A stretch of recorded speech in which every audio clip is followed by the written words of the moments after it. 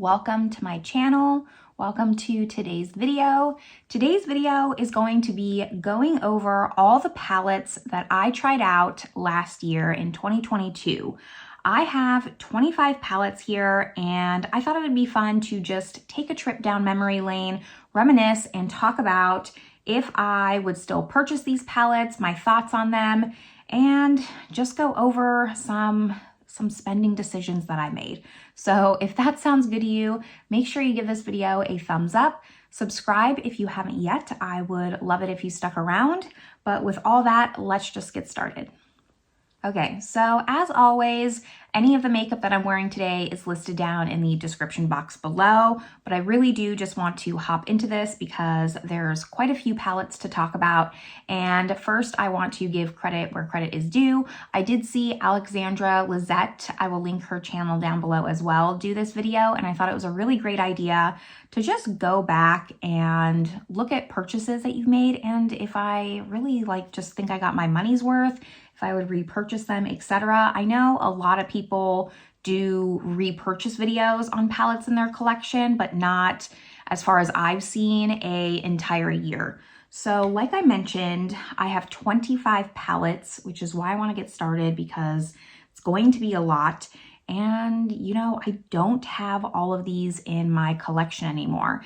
And when I was going through my videos, which was a trip down memory lane, let me just tell you, because I actually started my channel in January of 2022. So we're starting at the first year of my channel, and I didn't have that many palettes that I went over because I was mostly doing foundation reviews, Shop My Stash videos back then. When I first started my channel, I was actually trying to kind of downsize my collection. I had a lot of declutter videos. I was really just falling back in love with makeup again. I had been traveling a lot and not wearing a lot of makeup because I didn't have my collection with me. So it was eye-opening for sure to just see the steady incline as far as purchases. But starting with the first palette, I have this Chanel quad. So this is the 747 Mediterraneen quad, and this was my first Chanel quad purchase. I purchased this when I reviewed the Chanel No. 1 de Chanel Revitalizing Foundation, and here's what the color story looks like. These are all baked shadows, and they're all kind of like bronzy gold tones. You know, since that video, I don't think I've reached for this one time. It is very pretty, pulling it back out again. I really need to get some use out of it. I liked the baked shadow formula. It's like a baked gelée because I do believe Chanel's quads for the most part are baked. This is more of like a baked gelée. I like that, you know, it has 4 special shades. They're kind of everyday shades. And I think that's part of why I don't reach for this. I might need to put this in more of my single collection because typically when I have an all shimmer palette, I look at it as a single. So I might move this in the future and hopefully get some use out of it. I have a series on my channel where I just focus on single shades in my collection. It's called Making Dents or Pan Those Eyeshadows. I'll link that playlist up above. And maybe this will get rolled in because I do use a random generator and they'll get some more love because this is a really nice palette and I kind of forgot about it. After that, I ended up trying out the Aurics. Let me make sure that's correct. Yes. So I tried out the Aurics. I have Defiance and Temper.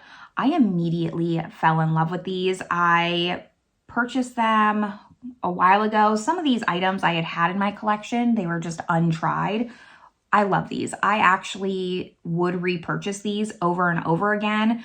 I travel with these a lot. I went to Arizona in 2022 to visit some friends and go to my best friend's wedding. This was the eyeshadow that I brought because I just think it's so easy, quick, and fast. I do think I like Temper more than Defiance, which is the rose gold one. And yes, I mean, there's not a huge dip in there, but for me, having, I think, a pretty large collection, this is some good use on this eyeshadow. So I quite like these. I pull them out often and I do remember them. So this was just a worthwhile purchase for me. Then afterwards, we come to my first declutter. This was not a new palette. This was one that I had had in my collection for a while, and I'll pop up photos of the palettes that I'm talking about, but this was the Colourpop Feelin Bubbly palette. I didn't mind the formula. I kind of just had a lot of Colourpop palettes, and I really went through and decided which ones I needed and which ones I could declutter. The Feelin Bubbly palette just didn't feel special enough. It was really just like a plain neutral palette with cute packaging. So I ended up decluttering it. If you still have that palette, I would love to know if you reach for it often, because I just figured for me, it just wasn't special enough. It didn't stand out in my mind. You know, I didn't remember that I had this Chanel, but I want to use this. The Feelin Bubbly, like I do not regret decluttering that at all. It doesn't even cross my mind. I even forgot that I used that palette, so it's gone. Sayonara, don't regret it at all. Afterwards, again, just another palette I had untried, and this is discontinued. I'm really glad I picked it up.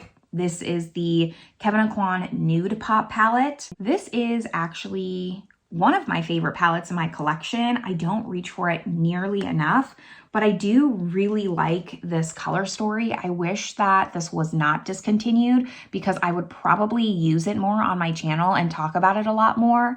It just has the perfect muted pinks and dusty pinks, dusty purples with that gray tone. I love it. You do kind of have this, like, the shade kind of doesn't really go in the palette, but I'm fine with that. You kind of have like a sparkly shade that gives like a pop that really I would probably just use to like spotlight.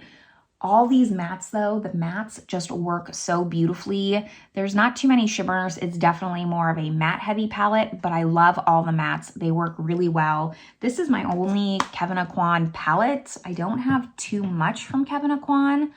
And I don't know, I kind of feel like that brand's like dipping down.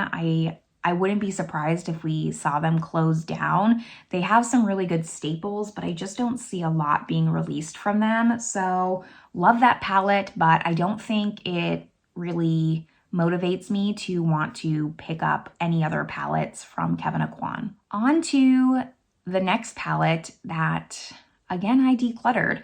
I had had this palette in my collection for a while, just collecting dust, not using it. And I finally pulled it out, did it, I think, in either like a full face of Huda Beauty or trying new makeup video. I'm not sure, but I'm talking about the Huda Beauty New Nude palette. I had wanted that palette for so long. And when I first used it in that video, I liked it a lot, actually. I didn't mind it. I didn't like it a lot. I thought it was all right. However, I pulled it back into a Shop My Stash earlier, I think this year, sometime this year. I think I pulled all my Huda Beauty palettes in, and I just decided that the formula, especially the shimmers, was not the same. I don't know if my palette was old or it's just an older Huda Beauty palette formula and she's since improved her formulas, but I found that palette compared to the Rose Quartz or even the Pretty Grunge palette that just came out, the formula is just not the same. It was very powdery. The shimmers had a ton of fallout, and I didn't find it easy to use, so for that reason, I decided not to keep it. It's a little bit easier for me to maybe declutter more neutral palettes because I feel like I already have that color story. So I ended up getting rid of it, decluttering it, giving it to my sister-in-law, someone who could just get more use out of that palette, because I knew that I wasn't gonna reach for it anymore. And then after that, this is where the eye-opening just reflection part comes in, because that covered basically 75% of the year. Like I said, I was doing a lot of foundation reviews, and then a holiday hit, and I think that's where just the rapidness of my eyeshadow consumption started. Because looking back at 2023, like, I'm afraid to do this video next year, because this year I have 25 palettes to talk about, and I would probably guess that if I was to do this video again and going over 2023 palettes, it would minimum be doubled. Minimum be doubled. So this is where I'm seeing the increase in just where I started getting more into eyeshadow palettes, and I really just started getting a little out of control purchasing. But let's just go through them. The next one that I have was the Dior Holiday palette, and this is the 739 House of Dreams. And just so you know, if you didn't know, if you order on the Dior website, you can get engraving sometimes. So I have my name engraved on it, which I think is a really cute touch. I really actually enjoy this palette.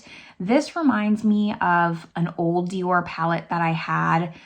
I believe it was called Earth Reflection. I don't remember what it was called. I actually used it in my Halloween makeup video using the oldest products that I had in 2022, and then I immediately decluttered it because it was actually like 10 years old. I got it when my sister turned 10 because I took her to Disneyland.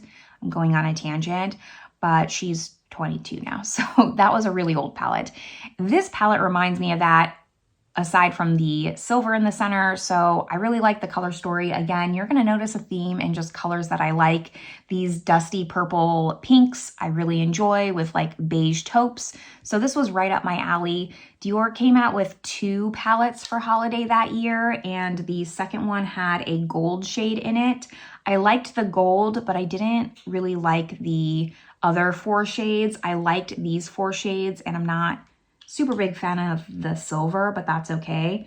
I've reached for this palette a few times, definitely not as much as maybe I should have, but considering the size of my collection, considering some of these palettes I only used a handful of times for the video that I did and then moved on, I would say it's actually not terrible the amount of times that I've reached for this. So I'm happy with this purchase. I like having it. I do plan on picking up the holiday palette from Dior this year. So I like them. I like Dior Quints. I'm happy with that purchase.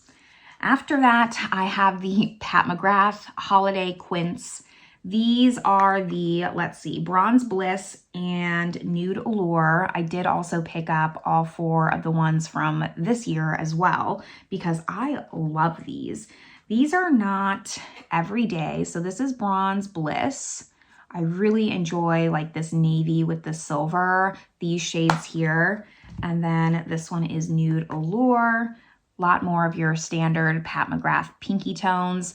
I would say looking back, I prefer the new ones versus these, just color story wise, but I was so happy with these when I first reviewed them. I remember my video just being really excited about the formula. I think that Pat McGrath's formula is better in these than even the motherships, besides the Blitz Astral shades. Like those are just in a completely separate category, but the mattes are better. The shimmers are really nice. They're nice and smooth. They don't have too much fallout.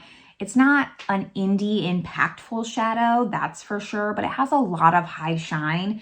And overall, like, I do not regret this at all. I will absolutely get use out of them. I use these more than I use my motherships. So if that tells you anything, I mean, I'm happy with this purchase. We have more Chanel to go over. The next Chanel collection that I ended up purchasing was the Chanel Tweed collection. I picked up 3 of the 4 off the bat. Like, I do not regret this at all. Out of everything, this is probably my favorite purchase of 2022. Love these. So I have the number 4 Brune and Rose. This one's my favorite, hands down. I actually wore this on my wedding day, so I love this palette. We just had like a little courthouse wedding, France equivalent, because it's not the same here.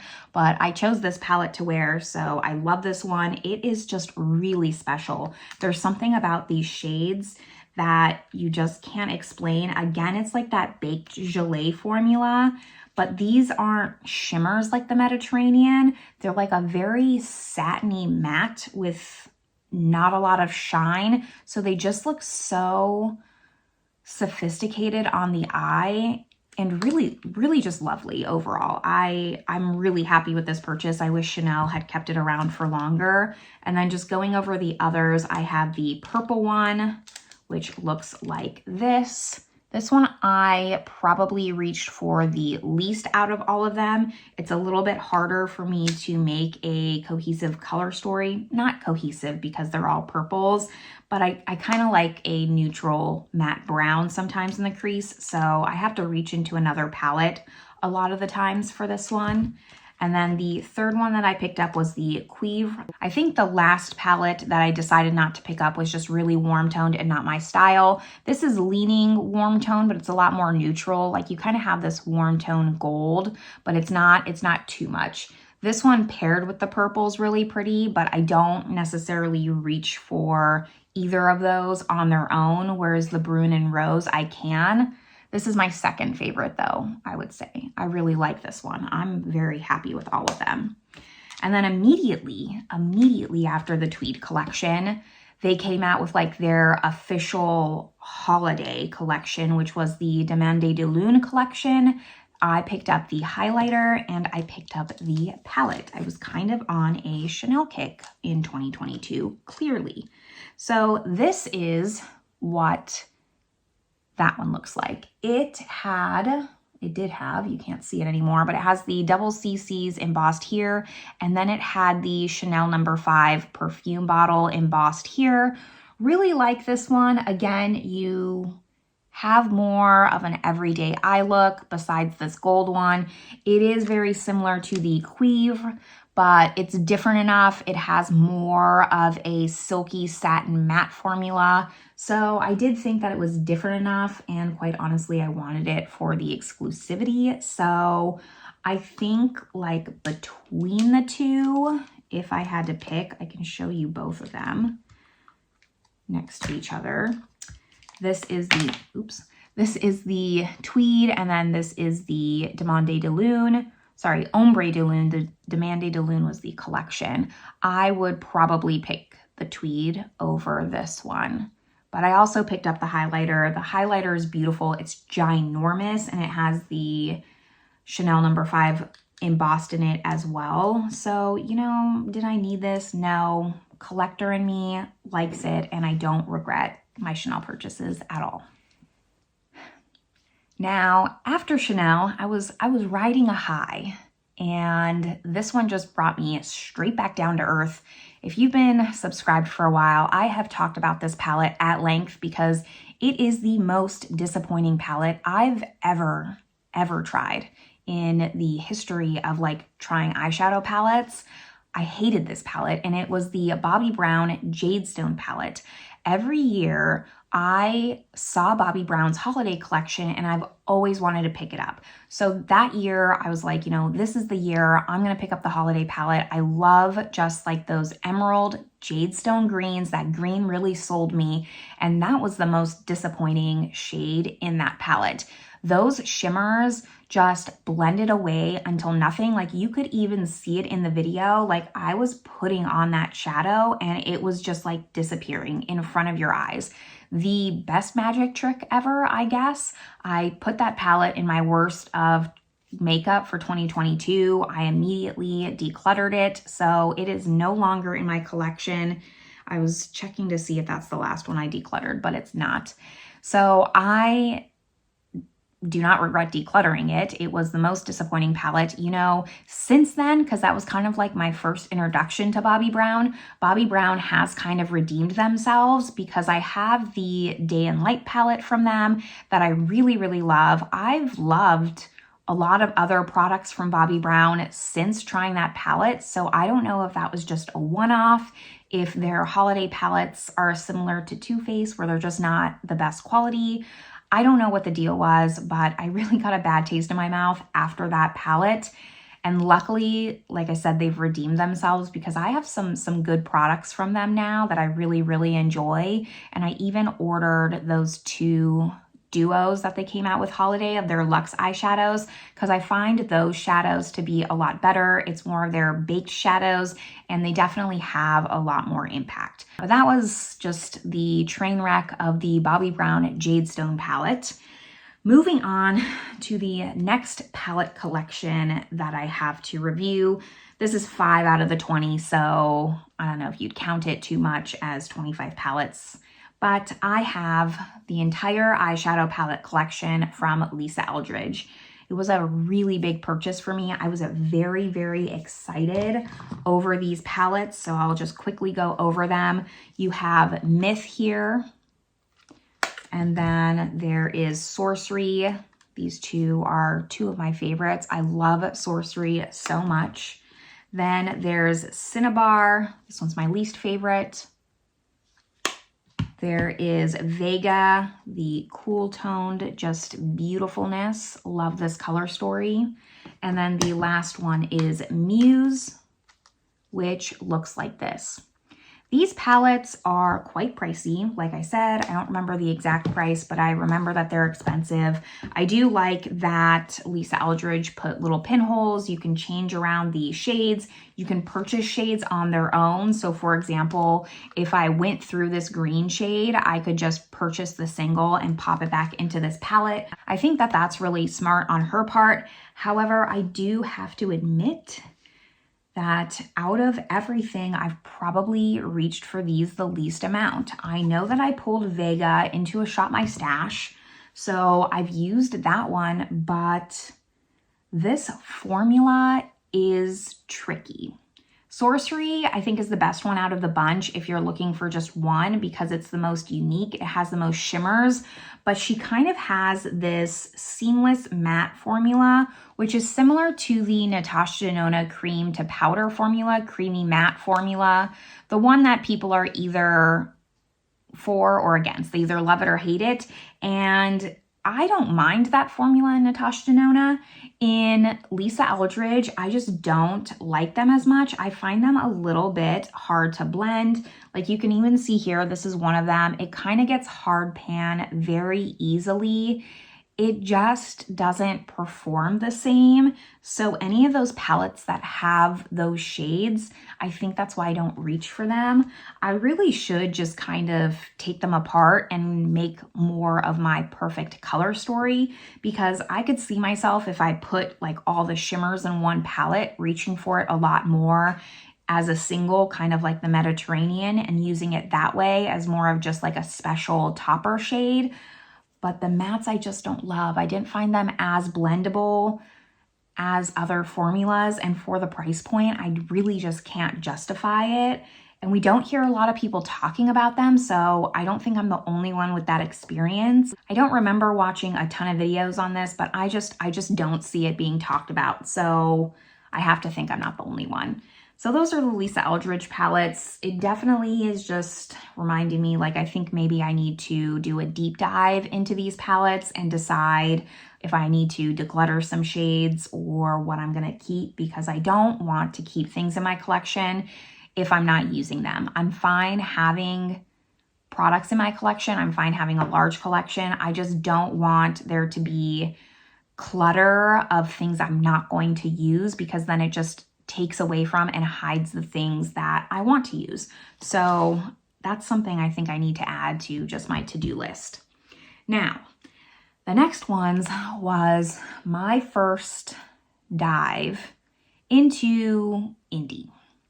This is, I think, where the problem just really started, because 2023 was the year of indies for me. And while I made that a New Year's resolution to try more indie brands, at the time, I did not expect it to get so out of control.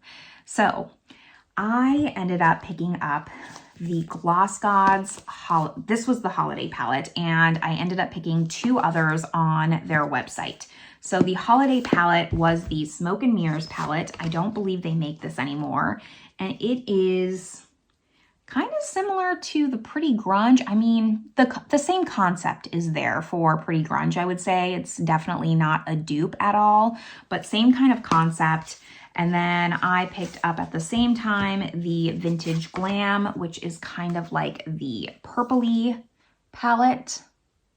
And then I picked up the New Neutrals, which is actually the palette that I'm wearing today. And it looks like this.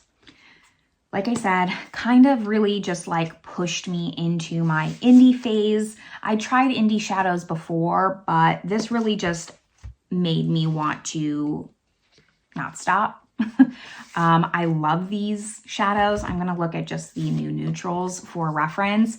These shimmers are absolutely undeniably beautiful. Like I said, this is the palette that I'm wearing today, and I was just reminded by how much I love these shimmers, and they come with different textures. They kind of have like duochromes in there. You have more flaky textures, just more like shimmers. This is more of like a metallic. This is more of a shimmer. This, even though it's textured, isn't really like chunky. It's more just going to give you like a sparser shimmer on the lid, sparkle glitter kind of formula without being a glitter.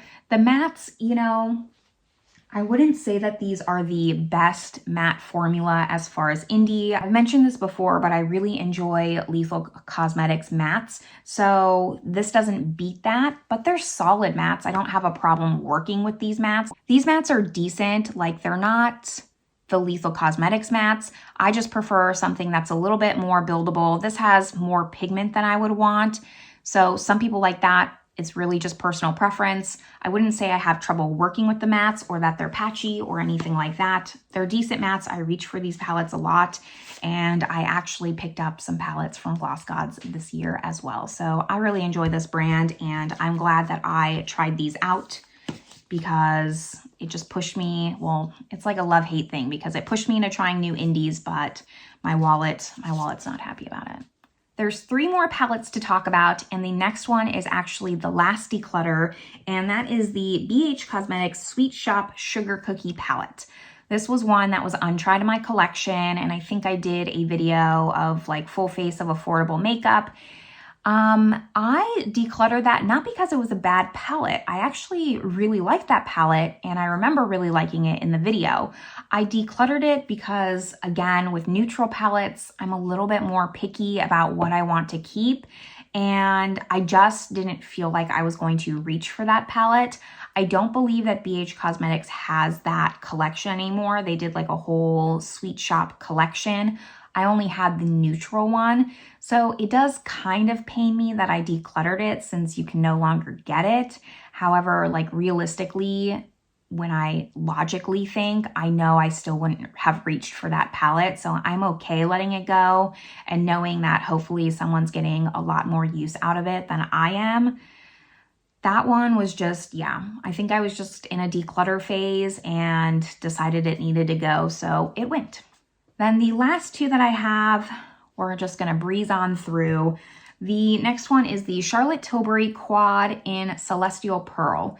I believe this came out during some kind of holiday launch, and I picked it up, but I never tried it. So I tried it again in a video. Obviously, clearly I'm going through all the videos that I did, so I don't know why I keep repeating myself.